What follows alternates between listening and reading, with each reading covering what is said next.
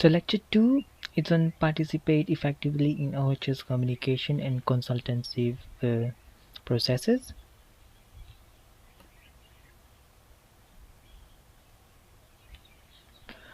Objectives describe how to contribute to establishing consultative processes within the workplace, explain how to contribute to obtaining and providing information about OHS issues, and practice raising OHS issues with others. Introduction. This unit describes the performance outcomes, skills, and knowledge required to participate in workplace occupational health and safety consultative processes.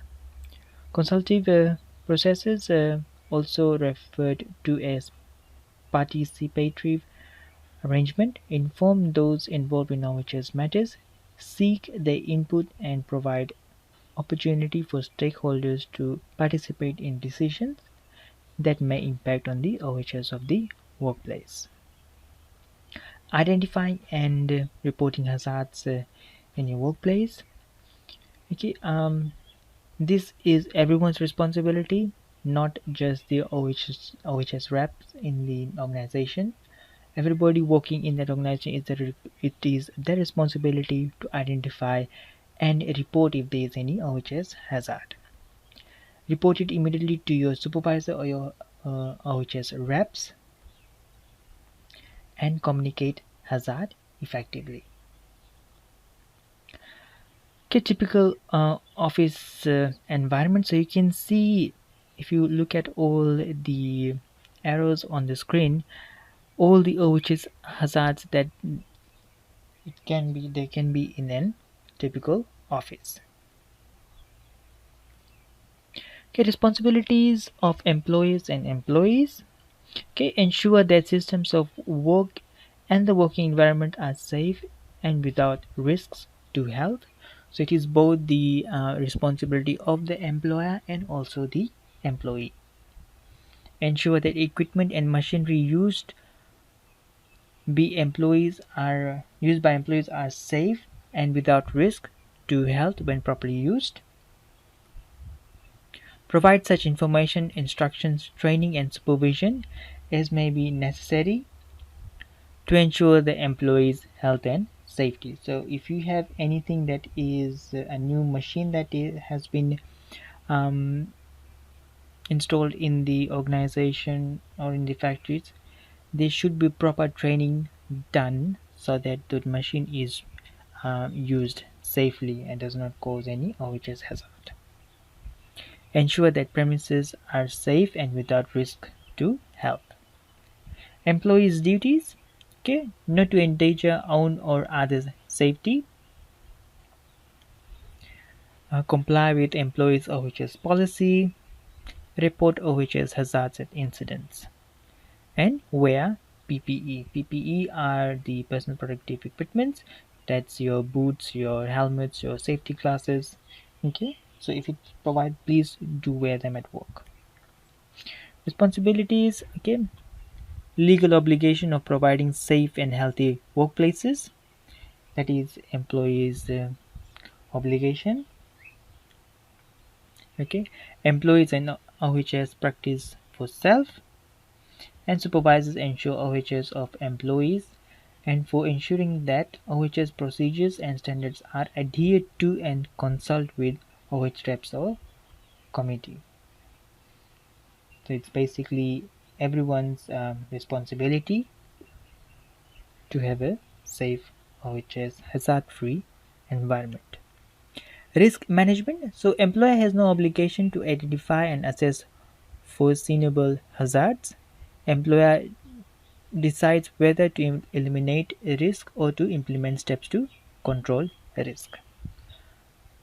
So if there is any risk at your workplace, you should tell your supervisors, your employees immediately. Okay, so risk management involves assessing and controlling the potential harm from those hazards. So this is a risk management process. So first you identify any foreseeable hazards. Next is assessing the risk for hazards, and then lastly is to eliminate the hazards, or if this is not possible, controlling the risk from the hazard. So this is basically the three main steps for risk management. Consultation, okay, sharing of relevant information, the opportunity for employees to express their views and the considering of those views by the employer, required whenever decisions are made which may affect OHS, and consult workers about risk associated with their work. So next is the record keeping of OHS documents, things to record. So you have OHS policies and procedures, key roles, responsibilities, and accountability for all employees and management and supervisors, the OHS management system, components and elements, health and safety performance, statutory reporting and recording requirements, incidents or accidents reporting, as well as near misses, and safety training records. So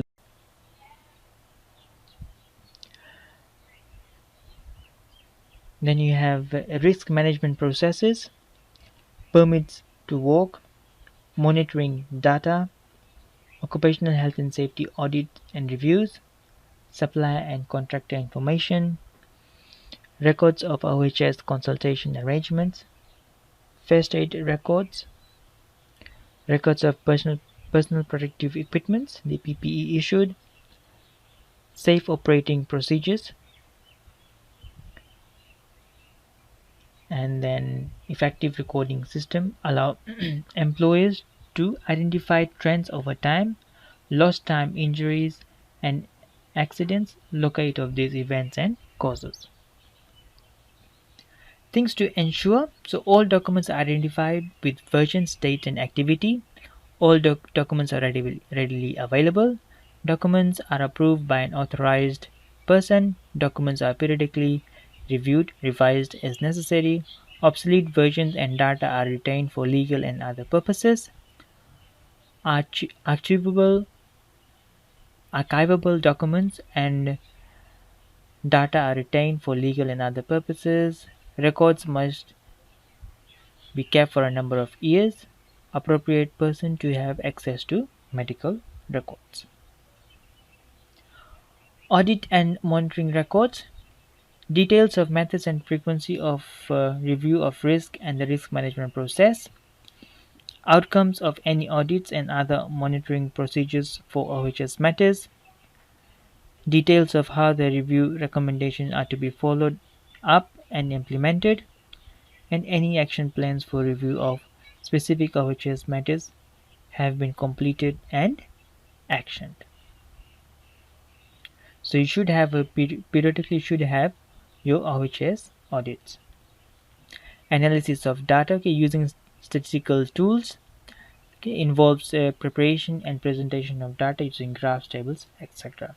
So interpretation, okay, main aim of interpreting statistical data is to consider whether frequencies, percentage, or cumulative percentage indicating trend. So once you have done your audits, okay, you have the stats, then you can find out which injuries or where the injuries are happening more frequently, is there any problem in that department or in that area of work, and then the management can take action.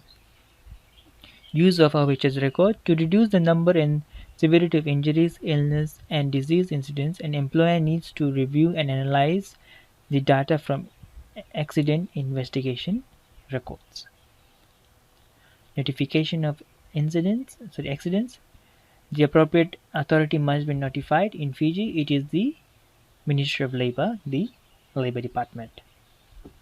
When to notify the authorities? Okay, when you have exposure to bodily fluids that presents a risk of transmission of bloodborne disease, an incident of violence at workplace, in case of a fire, explosion, uncontrolled escape of steam gas, hazardous substance or situation, damage to plants or equipment that endanger the safety of people in the workplace, any occurrence that involves intimate risk of death or serious injury to person. Register of injuries. All workplace injuries are entered into the register as soon as possible after the incident.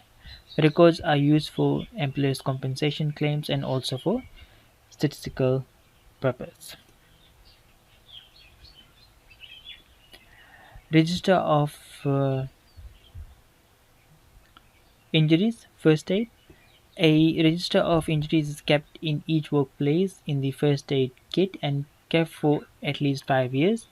The register should include the name, age, address, and occupation of persons injured at working, the industry in which the person was working at the time of injury, the activity in which the person was engaged at the time the injury occurred, the date and time the injury occurred, a brief description of the cause of the injury. Accident report form. It is mandatory for all organizations to have an accident report form.